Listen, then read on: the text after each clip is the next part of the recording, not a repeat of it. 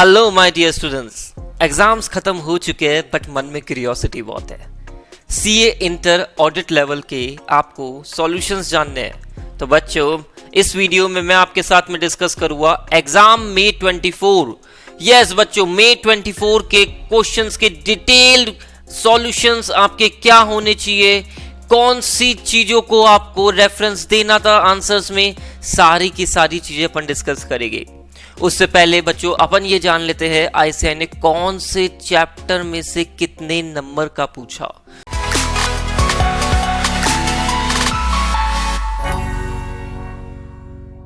Chapter number 1 की बात करें तो 3 नंबर का पूछा था। आईसीएआई के अगर आप रेफरेंस भी देखोगे कि सजेस्टेड कितना वेटेज वो बोलते हैं तो वो 4 से 6 नंबर का पूछते हैं और 3 नंबर का क्वेश्चन पूछा। चैप्टर नंबर 2 11 नंबर का पूछा था। आईसीआई बोलता है 8 से 12 नंबर का हम पूछ सकते हैं, आईसीआई ने 11 नंबर का पूछा। चैप्टर नंबर 3 चैप्टर नंबर 4 मोटा मोटी 10-11 नंबर का पूछा और चैप्टर नंबर 5 जो आईसीआई का फेवरेट चैप्टर है 18 नंबर का पूछा। बच्चों, एक दो क्वेश्चंस आपके अकाउंटिंग स्टैंडर्ड से थे तो मैंने चैप्टर नंबर 5 में ही उसको क्लब कर दिया है। Chapter number 6 audit documentation 3 number का बहुत आसान सवाल था। चैप्टर नंबर 7 में 7 नंबर का पूछा and chapter number 8, 9 again 7 number का पूछा। चैप्टर नंबर 10 ये थोड़ा सा सरप्राइजिंग था, केवल 4 नंबर का क्वेश्चन पूछा गया और चैप्टर नंबर 11 7 नंबर्स का पूछा गया। बच्चों, मैंने यहाँ पे येलो हाईलाइट करा है। येलो हाईलाइट उन क्वेश्चंस को करा है बच्चों जो हमने एक वीडियो बनाया था expected questions in exam. Expected questions in exam, और आप यकीन नहीं मानोगे 2 नंबर्स का पेपर हमारे एक्सपेक्टेड क्वेश्चंस में से आया गया है। बच्चों, मैंने लिंक डाल दिया वीडियो का, आप एक बार क्रॉस चेक भी कर लेना, कोई दिक्कत की बात नहीं है। बच्चों, बहुत डिटेल एनालिसिस करी थी। हमारी पीपी बुक है जहां पे पुराने एमटीपीज, आरटीपीज, स्टडी मटेरियल और एक्सपेक्टेड क्वेश्चंस जो इंपॉर्टेंट क्वेश्चंस है जो आज तक नहीं पूछे गए उनका रेफरेंस हमारी पीपी बुक में दे रखा है और आप उसके एनालिसिस के बेसिस पे हमने आपको भी एक वीडियो प्रोवाइड करा था और उसमें से 32 नंबर का पेपर आपको मिला है। कुछ क्वेश्चंस बिल्कुल एग्जैक्ट मिले हैं और कुछ जो टॉपिक्स हमने बोले थे इंपॉर्टेंट ये बच्चों करके जाना, उनमें से क्वेश्चंस मिले हैं। तो बच्चों, बहुत बहुत बधाई आपको जिन लोगों ने वो वीडियो देखा होगा। It will be really helpful, बहुत आपको पेपर आसान लगा होगा। चलो जल्दी से अपन पेपर की तरफ चलते हैं अब और उनके सॉल्यूशंस की तरफ चलेंगे। पहला क्वेश्चन आपका देखो, ऑडिट में बच्चों आपको पता ही है जैसे हम बोलते हैं क्वेश्चन हमेशा पहले लास्ट का पढ़ो उसके बाद में मेन क्वेश्चंस पढ़ेंगे। तो पूछा क्या है, in light of above mention the matters that should generally be considered while preparing an audit program। Basically construction of audit program के आपके 7 पॉइंट थे, उससे रिलेटेड क्वेश्चन पूछा है। और इस CAP correct in emphasising for a different audit programme for time limited. ठीक है, CAP ने कुछ बातें करी होगी तो एक बार क्वेश्चन अब पढ़ लेते हैं। APR and Associates, a chartered accountant firm, are appointed as auditor of Time Limited and Bakes Limited। Time और बेक्स की दोनों के लिए अपॉइंट हुए। Volume, nature, business are entirely different। CAR is the engagement partner of Bake Limited और CAP is the engagement partner of Time Limited। ठीक है, R है भाई बेक का, P है अपना टाइम का। CAR formulates an audit program for conducting the audit of Bake Limited। Bake Limited किसने ऑडिट प्रोग्राम बनाया और हमारा R P को क्या सजेस्ट कर रहा है दूसरे एंगेजमेंट पार्टनर को कि to use the same audit programme for time limited. Possible ही नहीं है। अरे आपको क्वेश्चन में हिंट ही दे रखा है, देखो वॉल्यूम, नेचर और business of both the companies are entirely different. ये पॉइंट तो आपको क्वेश्चन में दे रखा है अगर आपने सही से पढ़ा है तो। इन लाइट ऑफ द अबव जो अपन ने नीचे पढ़ा, क्या पी की सही अप्रोच है? पहली चीज, पी की अप्रोच गलत है और हमें क्यों गलत है उसके साथ में हम रीजंस भी लिखेंगे, पॉइंट्स मेंशन करेंगे। दोनों एंटिटी वेरी कर रही है, दोनों के नेचर्स अलग है, साइज अलग है, कंपोजिशंस अलग है, इंटरनल कंट्रोल्स अलग है, तो पॉसिबल नहीं है कि P same audit program use कर ले। और दूसरा क्वेश्चन है आपका ऑडिट प्रोग्राम के कंस्ट्रक्शंस में कौन से पॉइंट्स आप ध्यान रखोगे। तो बच्चों जल्दी से एक बार अपन इंपॉर्टेंट पॉइंट्स देख लेते हैं, सजेस्टेड आंसर्स जो मैंने आपके लिए लेके आया हूं, क्या क्या पॉइंट्स आप रेफरेंस के लिए लिखोगे। पी गलत है। पी क्यों गलत है? तो अपन यहां पे बता रहे evolving one audit program not practicable for all business. क्यों भाई, बिजनेस नेचर, साइज, कंपोजिशन सब में डिफर करता है, सबके इंटरनल कंट्रोल्स डिफर होते हैं। तो ये पॉइंट का रेफरेंस देके आपको अपना कंक्लूजन डालना था। आप मान के चलो 2 नंबर का क्वेश्चन ये हो गया, और 2 नंबर हो गए आपके कंस्ट्रक्शन ऑफ ऑडिट प्रोग्राम्स, जिसमें 7 पॉइंट्स थे, आपको मेंशन करने थे, और इजी सा क्वेश्चन था, 4 में से 4 वाला क्वेश्चन था आपका, बहुत ही इजी सवाल था ये। तो उसके बाद में सेकंड क्वेश्चन की तरफ चलते हैं। Second question was related to what should be the value of inventory in accordance with AS2। AS2 में पूछा है कि हमें वैल्यू ऑफ इन्वेंट्री बता दो। तो पहले तो वैल्यू ऑफ इन्वेंट्री का रूल क्या है? वैल्यू ऑफ इन्वेंट्री का रूल क्या है? लोअर ऑफ कॉस्ट और NRV, लोअर ऑफ कॉस्ट और NRV। क्लोजिंग इन्वेंट्री का यही रूल है बच्चों, AS2 में पढ़ा है आपने। अब क्या बोला है? ABC and company are in the business of manufacturing toys. The stock taking process has been done by the company as on 31/3। The company has used FIFO method. The cost of inventory as on 31/3/2024 is 25। तो cost ये कितनी बोल रहा है बच्चों? 25,25,000, ठीक है। And net realisable value is NRV is 25,24,000, ठीक है। अब ये क्या बोल रहा है? कॉस्ट ऑफ इन्वेंट्री इंक्लूड्स, मतलब ये 25 लाख में क्या क्या चीजें आई है आपकी? मटेरियल कॉस्ट आई है, हाँ लेते हैं भाई, मटेरियल कॉस्ट तो अपन लेते हैं। एलोकेटेड कॉस्ट आई है, एलोकेटेड ट्रांसपोर्ट कॉस्ट ये भी लेते हैं। अब नॉर्मल वेस्टेज भी कंसीडर कर लिया बेटा, ये कंसीडर नहीं करोगे तो ये कंसीडर नहीं करोगे तो आपकी 25,23,000 इज योर रिवाइज कॉस्ट, क्योंकि मैनेजमेंट ने गलती कर रखी है यहाँ पे। ऑडिट में बोलते हैं ना misstatement, yes this is a misstatement, अपन इसको रिवाइज कराएंगे। 25,23,000 रिवाइज कॉस्ट है आपकी। तो अगर मैं लोअर की बात करूं बच्चों तो 25,23,000 आपकी कॉस्ट है, 25,24,000 आपकी क्या हो गई बच्चों? NRV। Which ever is lower आपका आंसर हो गया, तो 25,23,000 आपका आंसर हो गया। और एक सीधा सा आपको रेफरेंस क्या देना है कि AS2 के अकॉर्डिंग क्लोजिंग इन्वेंट्री में आप अब नॉर्मल वेस्टेज को कंसीडर नहीं करते, इसलिए हमने इसको कंसीडर नहीं करा है। बहुत ही बेसिक क्वेश्चन था AS2 का, आपका बहुत बेसिक नॉलेज वाला क्वेश्चन था, ठीक है। क्वेश्चन नंबर 1 का C पार्ट, 3 नंबर का क्वेश्चन था बच्चों ये। क्वेश्चन किससे रिलेटेड पूछा है? He wants to know the responsibility as casted under the companies act with regards to internal financial control. Chapter number 3 का क्वेश्चन है बच्चों, इंटरनल फाइनेंशियल कंट्रोल। पहला पॉइंट है डायरेक्टर से रिलेटेड पूछा है, इंडिपेंडेंट डायरेक्टर से रिलेटेड पूछा है, ऑडिट कमिटी से रिलेटेड पूछा है। और एक बार अब मेन क्वेश्चन पढ़ लेते हैं। Mister Z at the time of appointment as an independent director in EF Limited, a listed company, came to know that the Companies Act 2013 has placed a greater emphasis on effective implementation reporting. He wants to know। ठीक है, फालतू की बात है, अपने लिए main ये ही question हो गया एक तरीके से। आप समझ रहे हो, लास्ट में पढ़ने से क्या होता है, आपको मेन चीज पहले ही पता पड़ जाती है, उसके बाद में अपन एक बार मेन क्वेश्चन वापस पढ़ लेते हैं, ठीक है। तो यहाँ पे IFC से रिलेटेड डायरेक्टर, इंडिपेंडेंट डायरेक्टर और ऑडिट कमेटी की क्या रिस्पॉन्सिबिलिटी है? 3 नंबर का क्वेश्चन है। सजेस्टेड आंसर आपके लिए मैं लेके आया हूँ। सेक्शन नंबर 134(5)E डायरेक्टर की रिस्पॉन्सिबिलिटी बात करिए, 149(8) इंडिपेंडेंट डायरेक्टर, ऑडिट कमेटी की 177(4) सबसेक्शन 7 में बात करिए। बहुत इजी क्वेश्चन था बच्चों, ये स्ट्रेट फॉरवर्ड क्वेश्चन था, कुछ भी नहीं था केस स्टडी जैसा इसमें। और आपको तीनों पॉइंट को मेंशन करना था, तीनों की रिस्पॉन्सिबिलिटीज मेंशन करनी थी। डायरेक्टर्स IFC ले डाउन करता है, इंडिपेंडेंट डायरेक्टर के लिए स्केड्यूल 4 का मेंशन करना था, और independent director basically integrity of financial information पे सेटिस्फाई होता है, वो पॉइंट आपको लिखना था। ऑडिट कमेटी का ये पॉइंट लिखना था कि जो भी राइटिंग में बोर्ड ने लिखा है वो ऑडिट कमेटी उसके अकॉर्डिंग काम करे, और वहाँ पे इंटरनल फाइनेंशियल कंट्रोल का मेंशन हुआ है। तो ये 3 पॉइंट बच्चों आपको लिखने थे। काफ़ी स्ट्रेट फॉरवर्ड क्वेश्चन था। चैप्टर नंबर 3 अगर सही से पढ़ रखा है तो कहीं पे भी अपन को यहाँ दिक्कत नहीं आएगी, ठीक है। अब बढ़ते हैं D। तो D पहले तो पूछा क्या है? Check the validity of actions of CAB। तो चार्टेड अकाउंटेंट B की हमें एक्शंस की वैलिडिटी को चेक करना है। भाई क्या एक्शंस लिए B तुमने? तुम एक ऑडिटर हो, B you are an auditor. After the completion of busy audit season was occupied in assembling of final audit file. First final audit file की असेंबलिंग मतलब चैप्टर 6 का क्वेश्चन हो गया बच्चों, ये सीधा सीधा। चैप्टर नंबर 6 ऑडिट डॉक्यूमेंटेशन का ये क्वेश्चन हो गया आपका। और क्या बोल रहे हैं, first of all he started preparing various documents of that client and then kept those document in various folders. He was preparing document as well as audit file in paper form because he believe that it is mandatory. भाई गलत है, गलत है. Paper और electronic form दोनों ही allowed है. Paper और electronic form आपके दोनों ही अलाउ है.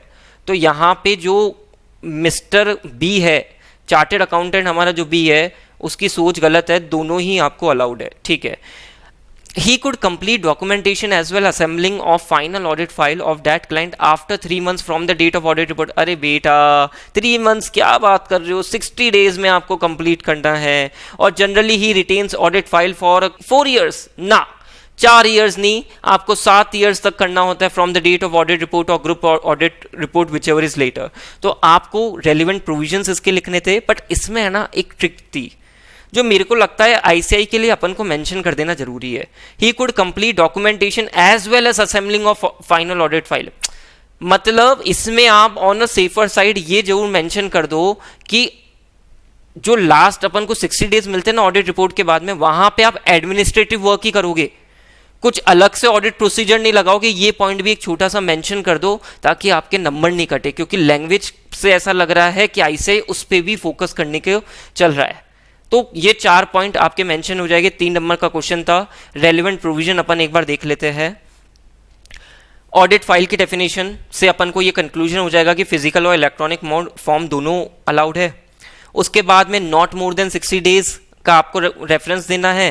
SQC1 ने आपको 7 years वाली गाइडलाइंस दी थी from the date of audit report और if later the date of audit group audit report. तो आपको इसको भी मेंशन करना है और फाइनली अपना कंक्लूजन देना है. मैंने साथ के साथ में आपके लिए एक एडमिनिस्ट्रेटिव प्रोसेस वाला पॉइंट भी डाल रखा है. The completion of assembly of final audit file after the date of audit report is an administrative process. Reason being question के एक थोड़ा सा डिलेमा लग रहा है कि क्या क्वेश्चन वहां पे भी पूछने के लिए कर रहा है इनडायरेक्टली, तो अपन ये भी मेंशन करके आएंगे ताकि आपके एग्जाम में नंबर नहीं कटे. बढ़िया बढ़िया. आपके हो गए क्वेश्चन नंबर 1. इजी क्वेश्चंस थे, ज़्यादा कॉम्प्लिकेटेड नहीं थे. बट बच्चों एक चीज़ समझना, क्वेश्चंस इजी थे बट इजी आपको तभी लगेंगे जब you have a conceptual understanding. आप ये देखो क्वेश्चन नंबर डी में अगर अपन बात करें तो क्वेश्चन नंबर डी प्योरली आपके कंसेप्ट को टेस्ट कर रहा है. यहां पे आप सीधे रट्टा मार जाओ ऑडिट में, ऐसे काम नहीं चलेगा. कंसेप्ट पढ़ने के बाद में रट्टा मारना पड़ेगा, कंसेप्ट समझने के बाद में आपको याद करना पड़ेगा. ठीक है. अब डिस्कस करते हैं अपना next part which is question number 2.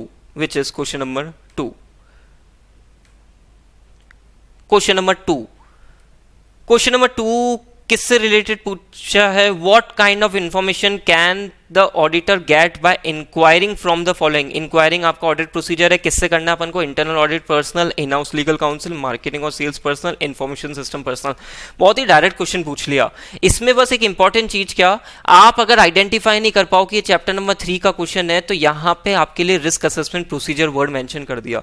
तो आईसीआई ने मेरे हिसाब से बहुत ज्यादा हिंट दे दिया आपको इस क्वेश्चन में. डायरेक्ट क्वेश्चन बोलूंगा मैं इसको. रिस्क असेसमेंट प्रोसीजर से रिलेटेड इंक्वायरीज अपन करते हैं, तो यहाँ पे इंक्वायरीज आपके लिए 4 लोगों के नाम रेफरेंस दे दिए और आपको चारों में कुछ पॉइंट्स लिखने थे एक एक नंबर के लिए. जैसे इंटरनल ऑडिट पर्सनल से अपन इंटरनल कंट्रोल से रिलेटेड बात पूछ लेंगे. लीगल काउंसिल से केस से रिलेटेड, लीगल केसेस से रिलेटेड बात पूछेंगे. मार्केटिंग और सेल्स पर्सनल से बच्चों अपन सेल्स के ट्रेंड से रिलेटेड बात पूछेंगे. इंफॉर्मेशन सिस्टम पर्सनल में अपन आईटी से रिलेटेड बात पूछ सकते हैं. ठीक है, ये आपके 4 पॉइंट हो गए. सजेस्टेड आंसर्स में भी एक बार अपन इसको देख लेते हैं. Just a minute.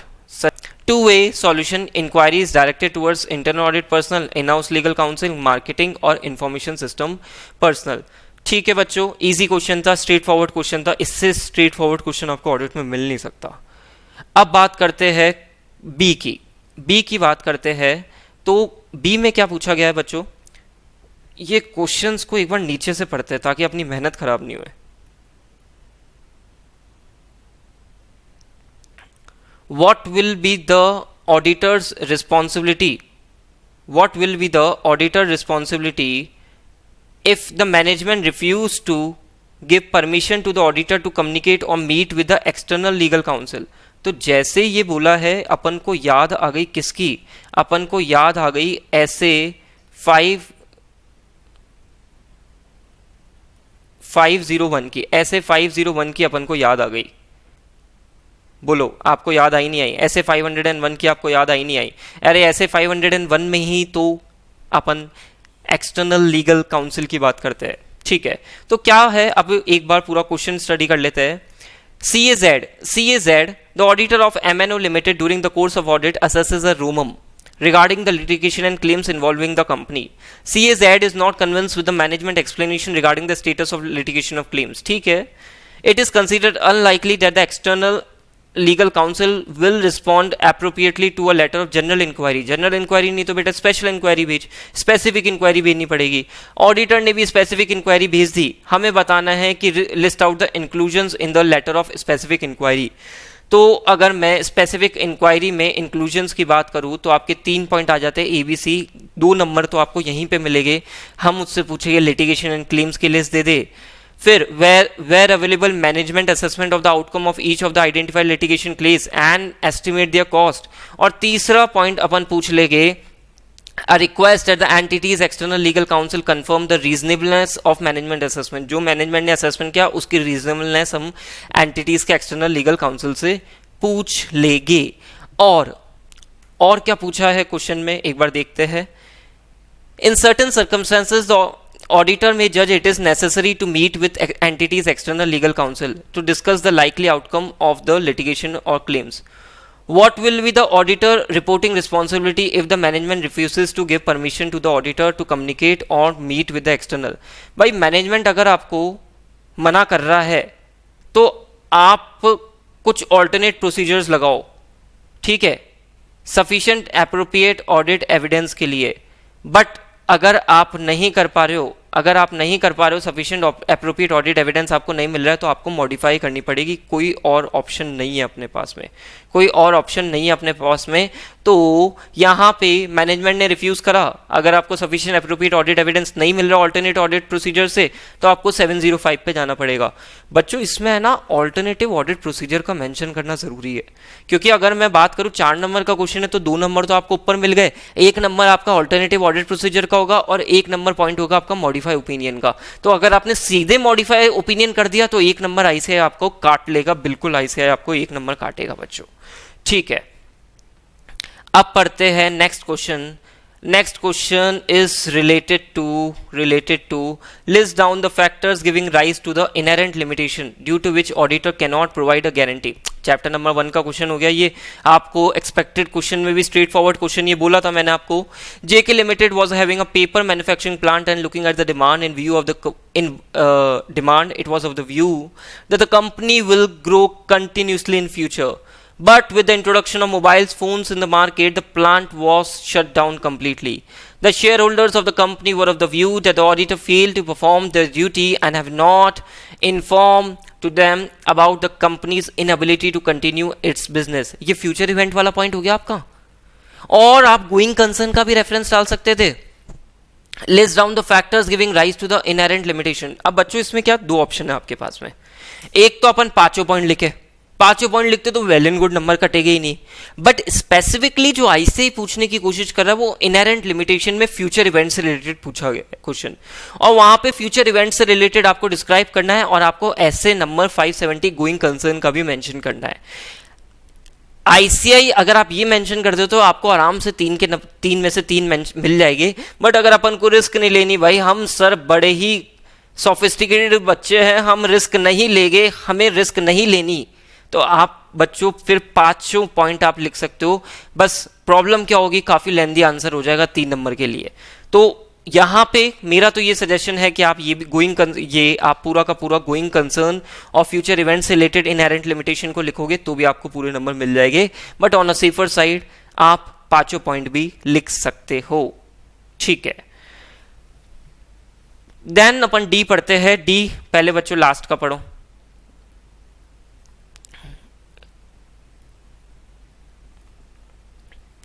लास्ट का अपन पढ़ते हैं।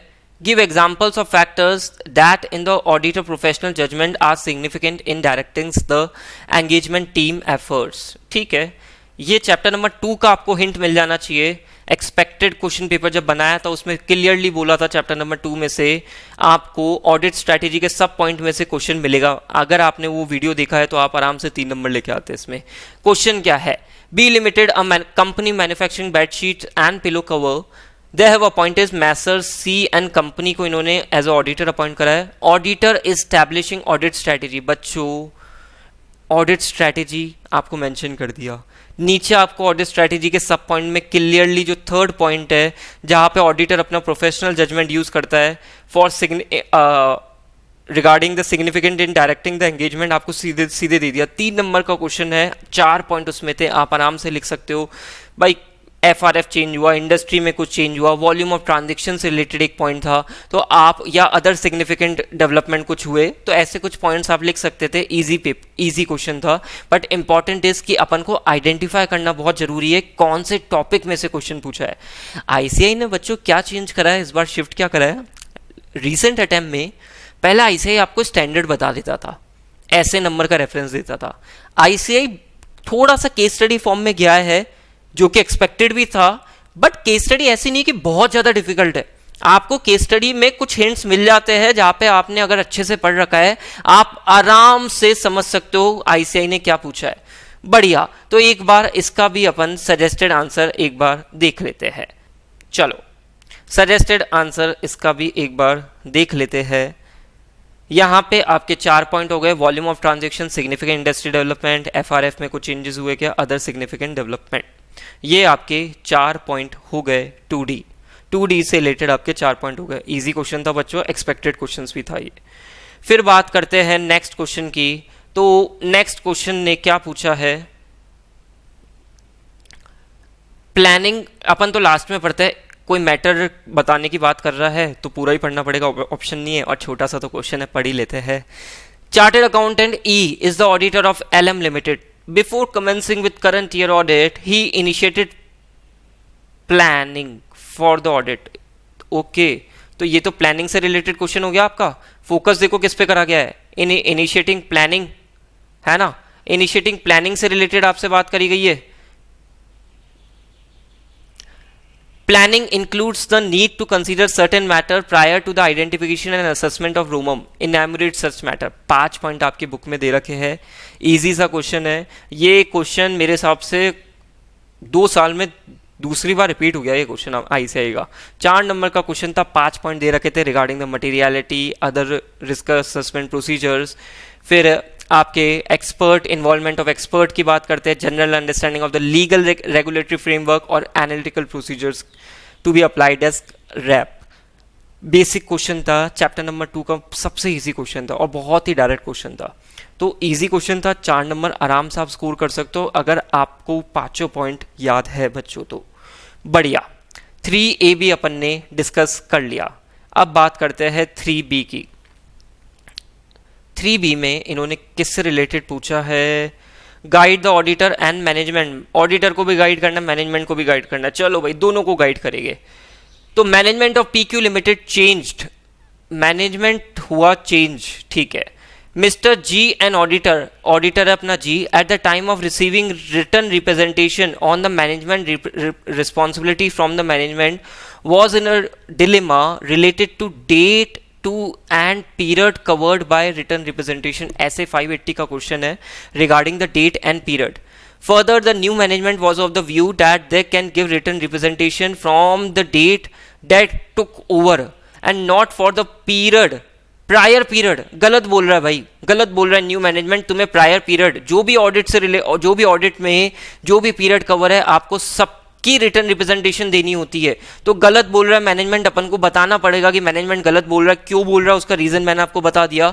और दूसरी चीज, ऑडिटर तुम्हें रिटर्न रिप्रेजेंटेशन कब लेनी चाहिए, very close to the date of audit report आपको रिटर्न रिप्रेजेंटेशन लेनी चाहिए, ठीक है। Very close to the date of audit report, ठीक है। तो एक बार इसको देख ले अपन। 3B का सॉल्यूशन की बात करें तो डेट और written representation shall be as near as practical to the but not after the date of audit report. भाई पहले लेना बाद में मत ले लेना। और यहाँ पे क्लियरली मैंने मेंशन कर दिया आपके written representation shall be for all financial statement and period refer to in audit report. ठीक है, आपको ये मेंशन करना था और कंक्लूड करना था कि management you are wrong, new management you are totally wrong, आप गलत हो, हम आपको रीजन बता रहे हैं। ठीक है, अब बात करते हैं सी की।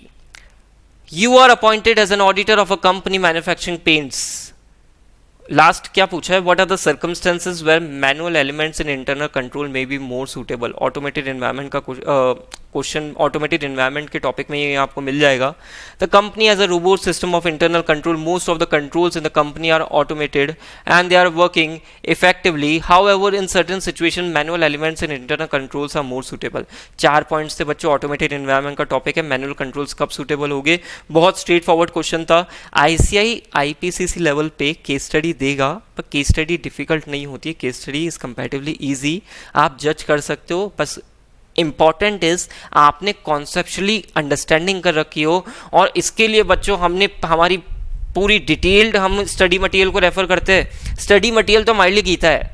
आप हमारी कोई भी फैकल्टी को देखोगे तो यही बोलता है भाई study material study material study material, focus is entirely on study material, conception understanding. फिर हम आपको पीआरपीपी बुक भी प्रोवाइड कर देते हैं जो आपको मतलब इतना सॉर्टेड करके दे देते हैं 1.25 दिन में पढ़ने के लिए, तो इससे अच्छी चीज हो ही नहीं सकती। अगर आपने वो सारी चीजें कवर कर रही है या आप हमसे नहीं भी पढ़े पर अपने स्टडी मटेरियल आरटीपीएमटी भी करा है, this is one of the easiest paper अगर कॉन्सेप्शनल अंडरस्टैंडिंग है। सीधे रेक्टिफिकेशन करिए बेटा, बहुत डिफिकल्ट पेपर था आपके लिए।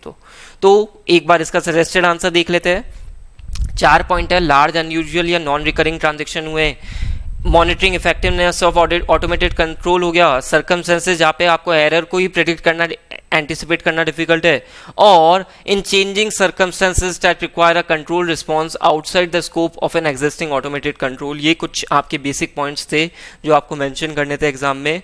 इजी क्वेश्चन था, स्ट्रेट फॉरवर्ड क्वेश्चन था। सर आप सोच रहे होगे बच्चों सर तो सारे इजी क्वेश्चन बोल रहे, बच्चों इजी था मतलब था, आपका ऑडिट का पेपर कंपैरेटिवली इजी ही था, इतना डिफिकल्ट पेपर नहीं आया था। अच्छा, अब पढ़ते हैं अपन एक और question. In order to ensure effectiveness what kind of coordination should be there between the external auditor and internal audit function. आपका चैप्टर नंबर 4 में से ये क्वेश्चन था, दोनों के कोऑर्डिनेशन से रिलेटेड बात है। तो in order to ensure effectiveness what kind of coordination should be there between the external auditor and internal audit function, or Messrs PSR and Associates are the auditors of the Saturn Hotel, a chain of 5-star hotel. Since the nature of their business is prone to frauds, the company has appointed internal auditor. हाँ हमें पहले ही पता है भाई, नीचे लिखा हुआ है। The company has also devised a system of effective and efficient internal control. तो आपके coordination से related point था ये, आपको मैं इसका suggested answer दिखा देता हूँ। सजेस्टेड आंसर इसका अपन एक बार जल्दी से देख लेते हैं। सजेस्टेड आंसर आपका discussion and coordination with the internal audit function, ये आप मेंशन कर सकते थे। और एक और छोटा सा पॉइंट इफेक्टिव से रिलेटेड भी पॉइंट था इसी स्टैंडर्ड में, वो आप मेंशन कर सकते थे। 3D का आपका ये सॉल्यूशन हो गया। पहले इंपॉर्टेंट है क्वेश्चन किससे है ये आइडेंटिफाई करना जरूरी है। क्वेश्चन नंबर 4 का ए, क्वेश्चन नंबर 4 का A, state the factors that can be considered by the audit firm for selecting specific item from a population ऐसे 500 बच्चों, and also state the specific items that can be included for such testing. तो ऐसे 500 का question हो गया, simple sober question है। एक बार question को पूरा पढ़ लेते, कुछ मिस नहीं हो रहा हो। तो Messrs KLM and company, a chartered accountant, a partnership firm, Messrs KLM and को, a chartered accountant, a partnership firm, while designing test of control and test of details in MN Limited, has to determine the items for testing that can effective in meeting the purpose of audit procedure. State the factors अपन को करने थे। तो बच्चों ऐसे 500 का एक छोटा सा टॉपिक था जहाँ पे आपको ये था कि पूरी पॉपुलेशन कवर कर रहे हो, सैम्पलिंग कर रहे हो या स्पेसिफिक आइटम सेलेक्ट कर रहे हो। बच्चों यहाँ पे आपको स्पेसिफिकली 500 का रेफरेंस देना था, 530 का नहीं। बहुत सारे बच्चे 530 का रेफरेंस लेके आ गए होंगे, गलत हो जाएगा। आपको 500 का रेफरेंस देना था यहाँ पे और 3 पॉइंट बताने थे जो आप कंसीडर करते हो, आपको आराम से पूरे नंबर मिलते। सजेस्टेड आंसर इसका भी एक बार अपन देख लेते हैं। सजेस्टेड आंसर की तरफ चलो बच्चों। तो स्पेसिफिक आइटम सेलेक्टेड में इंक्लूड हाई वैल्यू और की items, all items over a certain amount और आइटम्स टू ऑब्टेन इंफॉर्मेशन। ये 3 पॉइंट आपको मेंशन करने थे विद एक्सप्लेनेशंस।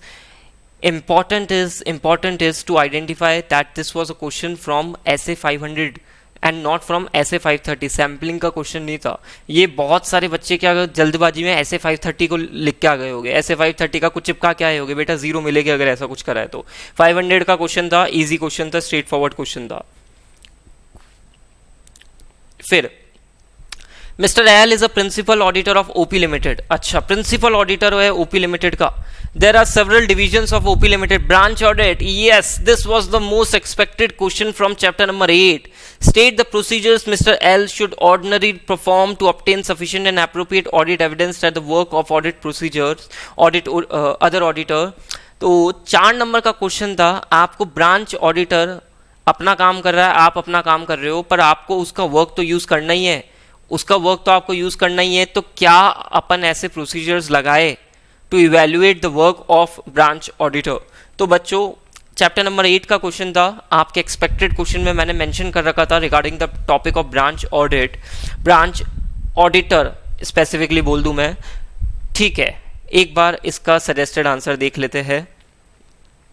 3 पॉइंट है बच्चों, यहाँ पे 3 पॉइंट है, आपको तीनों पॉइंट मेंशन करके आने थे और 4 नंबर आपको मिल जाते।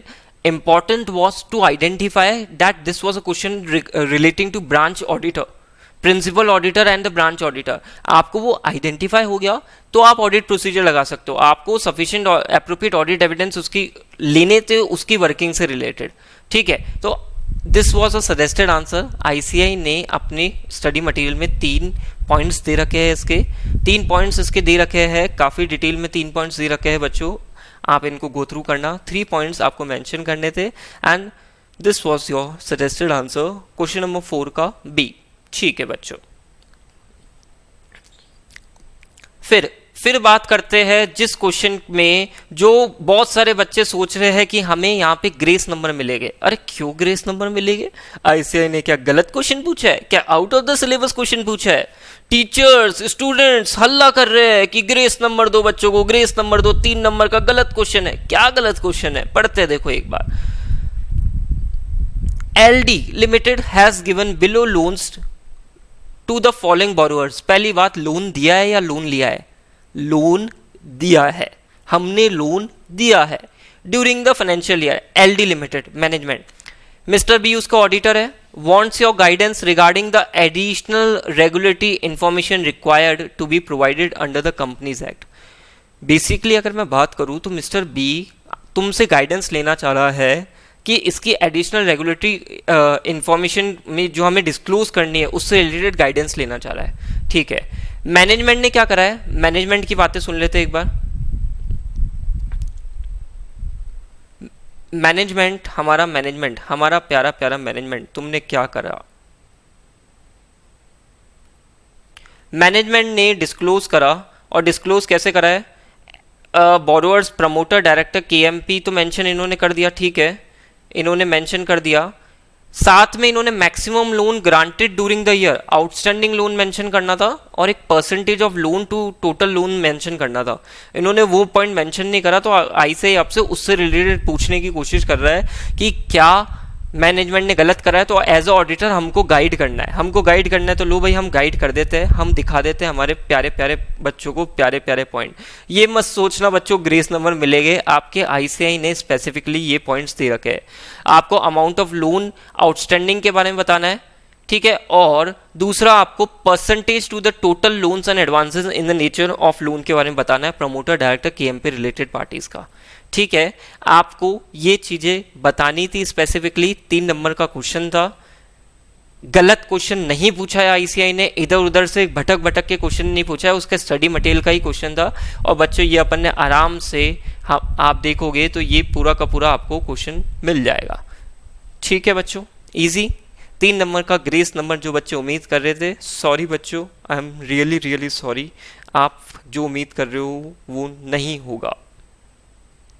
ठीक है, अब पढ़ते हैं क्वेश्चन नंबर डी, 4 का डी। ये जब क्वेश्चन आया था ना, शायद मुझसे खुश कोई होगा ही नहीं। ये क्वेश्चन कभी नहीं पूछा गया एग्जाम में, आज तक ये क्वेश्चन नहीं पूछा एग्जाम में। आप एक्सपेक्टेड क्वेश्चंस के वीडियो देखोगे ना, यूट्यूब पे डला हुआ है, मैं लिंक डाल दूंगा नीचे। मैंने ये क्वेश्चन मेंशन करा था आपके चैप्टर नंबर 5 में से। चैप्टर नंबर 5 में से हार्डली 5 से 6 टॉपिक्स मैंने मेंशन करे थे। शेयर कैपिटल का मेंशन करा था कि शेयर कैपिटल से सारे रिलेटेड क्वेश्चन करके जाना, एक ये टॉपिक मेंशन करा था। And I was really happy कि आईसीआई ने मेरी बात सुन ली। आईसीआई को रियलाइज हो गया कि बच्चों से इस टॉपिक पे क्वेश्चन टेस्ट करना है। 3 नंबर का क्वेश्चन पूछा। अगर आपने वो वीडियो देखा है, बहुत सारे बच्चों के मेरे पास में मैसेजेस कॉल्स आए थे कि सर आपने वो क्वेश्चन दिया तो वो क्वेश्चन एग्जाम में हिट हो गया, हम पढ़ के गए थे, हमारे 3 में से 3 आएंगे। I was really happy, I was really happy. बच्चों आप देखना वो वीडियो, एक बार देखना, आपको मिलेगा। तो क्वेश्चन क्या है, what are the analytical procedures required to be performed. Analytical procedures required to be performed to obtain audit evidence to overall reasonableness of purchase quantity and price। Straight forward question था, last में आपको straight forward question दे दिया था। ये तो फालतू की बहुत सारी बातें कर रखी है, इधर उधर की बातें कर रखी है। आपको स्ट्रेट फॉरवर्ड 3 नंबर का क्वेश्चन पूछा था, मैंने क्लियरली मेंशन भी करा था। एक बार इसके अपन पॉइंट्स भी, जल्दी से पॉइंट्स भी एक बार देख लेते हैं।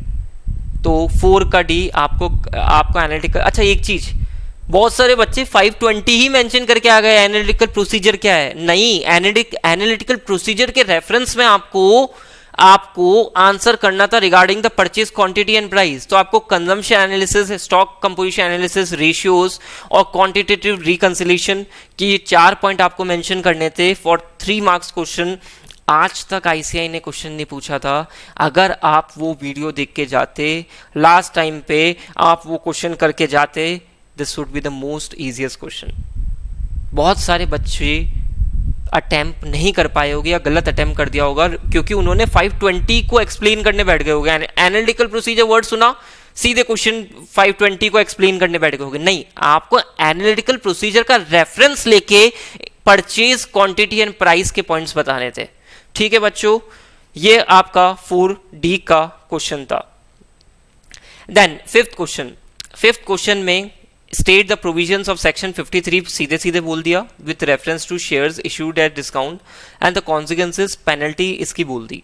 ये भी मैंने आपको एक्सपेक्टेड क्वेश्चन में मार्क करवाया था। आपको शेयर कैपिटल का टॉपिक अच्छे से पढ़ के जाने को बोला था। शेयर कैपिटल के सब पार्ट में से डिस्काउंट पे क्वेश्चन आ गया है। यहाँ पे आपको डिस्काउंट के प्रोविजंस बताने थे, सेक्शन 53 के लॉ में भी आप पढ़ते हो ये चीज़ तो बच्चों, और आपको उससे रिलेटेड पेनल्टीज़ के बारे में बात करनी थी।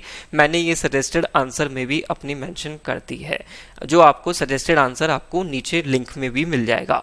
ठीक है, देन यहाँ पे क्या पूछा गया, give examples of cost that should not form part of cost of PPE। Chapter number 5 का क्वेश्चन था। मैं चैप्टर नंबर 5 की भी छोड़ू, अगर आपको एएस की भी नॉलेज है तो भी आप ये क्वेश्चन अटेम्प्ट कर सकते हो। अकाउंटिंग स्टैंडर्ड जिन बच्चों को नॉलेज है, बहुत अच्छे से पढ़ रखे है, 4 में से 4 वाला क्वेश्चन था ये। HR एसोसिएट भाई ऑडिटर है, the company has recently invested in PPE, they have added many incidental expenses to the cost of PPE। junior audit team members, आप लोगों की जैसे आर्टिकलशिप में जो जाएगी ना, वो बोलता है are not sure about which cost should be excluded। बता दो भाई कौन कौन सी overhead, advertisement cost, inauguration cost, कुछ एग्जांपल्स मैंने आपको दे दी जो इंक्लूड नहीं होगी। ये भी आपको सजेस्टेड आंसर में मिल जाएगा। इजी क्वेश्चन था, बस इंपॉर्टेंट क्या था, आपको अकाउंटिंग स्टैंडर्ड की नॉलेज होनी चाहिए थी। तो ये आपका क्वेश्चन था। मैं आपको सजेस्टेड आंसर एक बार दिखा देता हूँ। सजेस्टेड आंसर में आपके कुछ 4 पॉइंट लिख दिए। एक admin and general overhead cost का भी आप मेंशन कर देते तो आपको बढ़िया नंबर मिल जाते। ठीक है, फिर बात करते हैं सी पार्ट की। C part was very good question, अच्छा खासा आईसीआई ने नॉलेज टेस्ट करी है बच्चों की। तो a professional accountant is expected to comply with the fundamental principles of professional ethics, ठीक है, fundamental principles of professional ethics से रिलेटेड क्वेश्चन है। Explain which fundamental principle governing professional ethics is violated, हमें बताना है कौन सा वायलेट हुआ है, ठीक है, बता देंगे बच्चों। शॉर्ट क्या था उसका, सीपी में आईपीओ आया, कन्नॉट प्लेस में आईपीओ आया, याद है क्या आप लोगों को, कन्नॉट प्लेस में आईपीओ आया, 5 पॉइंट थे उसके, तो आपको बताना था कौन सा वायलेट हुआ है। तो chartered accountant in practice accepted the appointment as a auditor of a firm in which his sister was a partner, independency का इशू है, और इंडिपेंडेंसी का इशू है तो जो भी आपका सबसे बेस्ट लगता है ना मेरे को, जो तो ऑब्जेक्टिविटी का ये आपका क्वेश्चन था, ठीक है बच्चों। फिर बात करते हैं आपका, a chartered accountant in practice was approached by his friend to seek some insider information, oh confidentiality, he could not refuse his friend request, अरे बेटा इनसाइडर इंफॉर्मेशन दोगे, क्लाइंट आपसे एक्सपेक्ट करता है रिगार्डिंग द कॉन्फिडेंशियलिटी, बहुत बेसिक, ये तो सबसे इजी पार्ट आ गया आपका। A chartered accountant in practice fail to inform his client about the change in laws applicable to his client, आपकी जो professional competence and due care है, जहाँ पे आपकी नॉलेज होती है, आप अपनी टाइमली उसको लॉ के बारे में अपडेट नहीं कर रहे हो, तो यहाँ पे आपका ये एथिक्स आपका कंप्लाई नहीं हुआ, वायलेट हो गया है, ठीक है।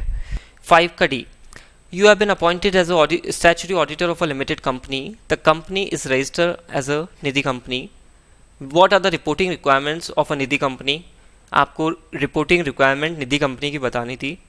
आईसीआई की बुक्स में आपको कारो 2020 में भी 3 पॉइंट दे रखे हैं, आपको 3 नंबर का क्वेश्चन था, तीनों पॉइंट मेंशन करने थे, एक बार सजेस्टेड आंसर जल्दी से देख लेते हैं। Nidhi company 5D solution, Nidhi company has complied with the net owned fund 1:20, whether the Nidhi company is maintaining 10% of the unencumbered term deposit, आपको ये कुछ पॉइंट मेंशन करने थे, और whether there has been any default in payment of interest on deposit or repayment thereof of any period, and if so the details thereof, ठीक है बच्चों। फिर 6 के आपको चॉइस मिली है, स्पेसिफिकली आपको बच्चों मेंशन करा था, एक्सपेक्टेड पेपर जब बनाया था कि ऐसे 220 SQC 1 में से क्वेश्चन आएगा ही आएगा, टॉपिक छोड़ के मत जाना, 100% एक्सपेक्टेशन थी मेरे को इस टॉपिक में से क्वेश्चन आने की। क्वेश्चन आया और बहुत ही सरल क्वेश्चन आया।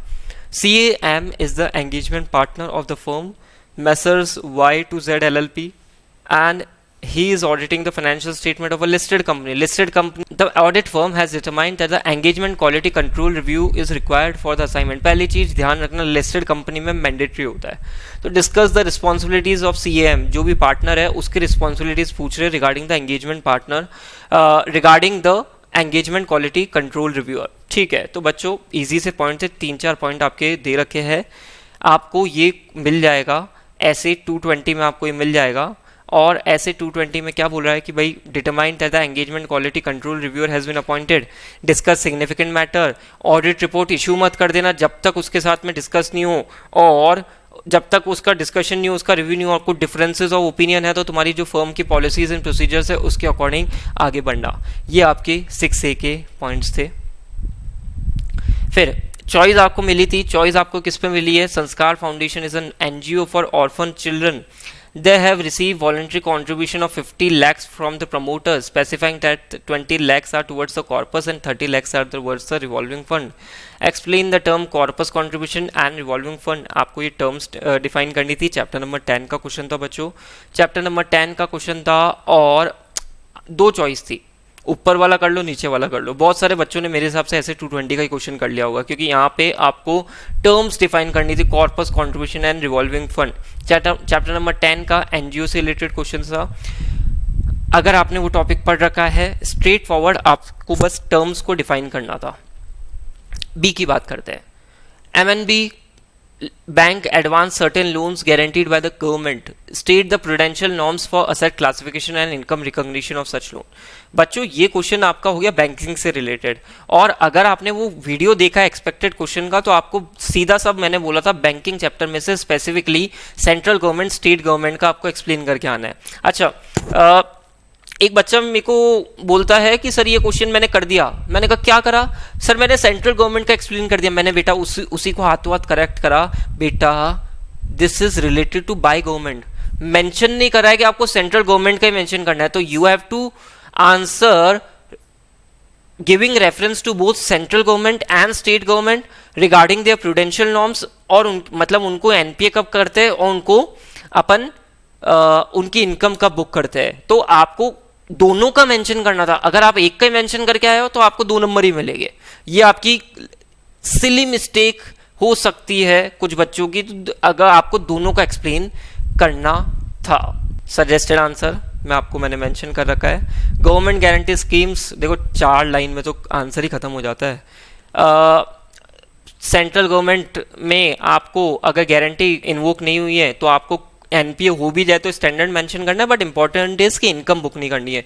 पर स्टेट गवर्नमेंट में ऐसा कुछ नहीं है, अगर आपका एनपीए हो जाता है तो आप एनपीए मेंशन करो, इनकम बुक मत करो, सिंपल। सेंट्रल गवर्नमेंट को ही ये प्रिविलेज दे रखी है बैंकिंग में, ठीक है। अब बात करते हैं सी की। Mister D an auditor while auditing of ACE Limited, Mr. D, an auditor, while auditing ACE Limited, identify certain misstatement उसको मिले हैं. He had communicate same to those charged with government and also taken written representation. Written representation उससे लिया होगा.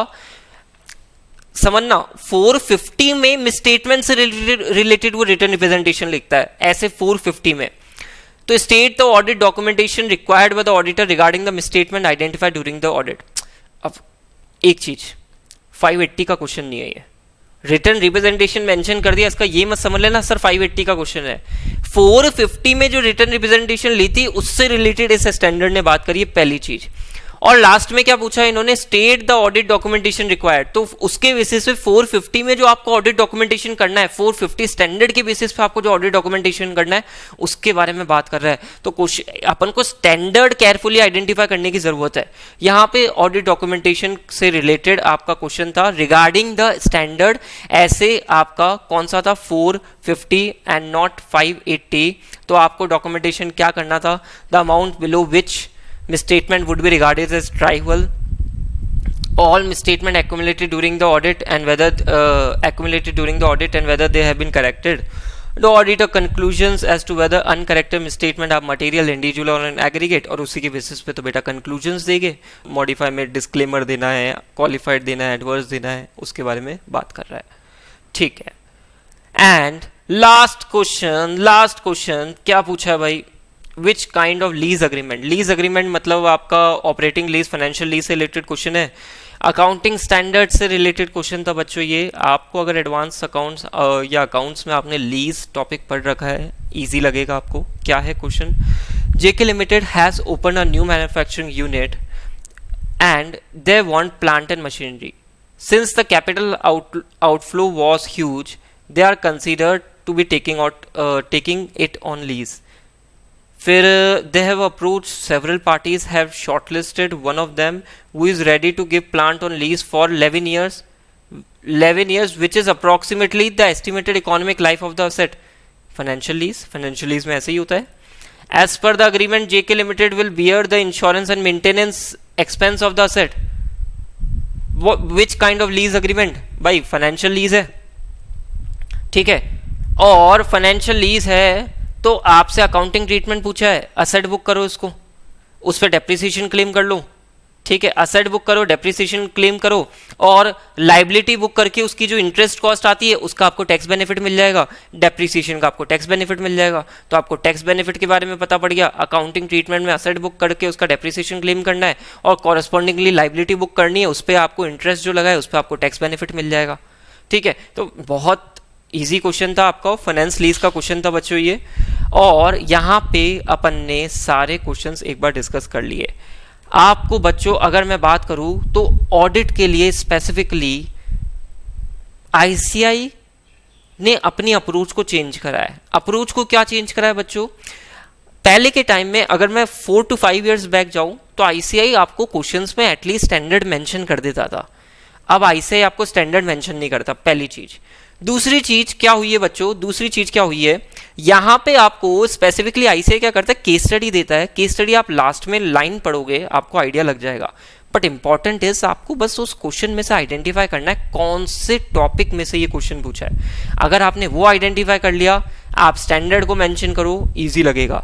Important is, जैसा अपन हमेशा बोलते हैं, स्टडी मटेरियल आपकी गीता है, आपको स्टडी मटेरियल को बेस लेके चलना ही चलना है। हम हमेशा हमारा जो भी मटेरियल आपको देते हैं पूरा का पूरा स्टडी मटेरियल का एज इट इज आपको कॉपी करके देते हैं, बढ़िया तरीके से आपको देते हैं। तो स्टडी मटेरियल की इंपॉर्टेंस, आरटीपी एमटीपी की इंपॉर्टेंस आपको बता पड़ी।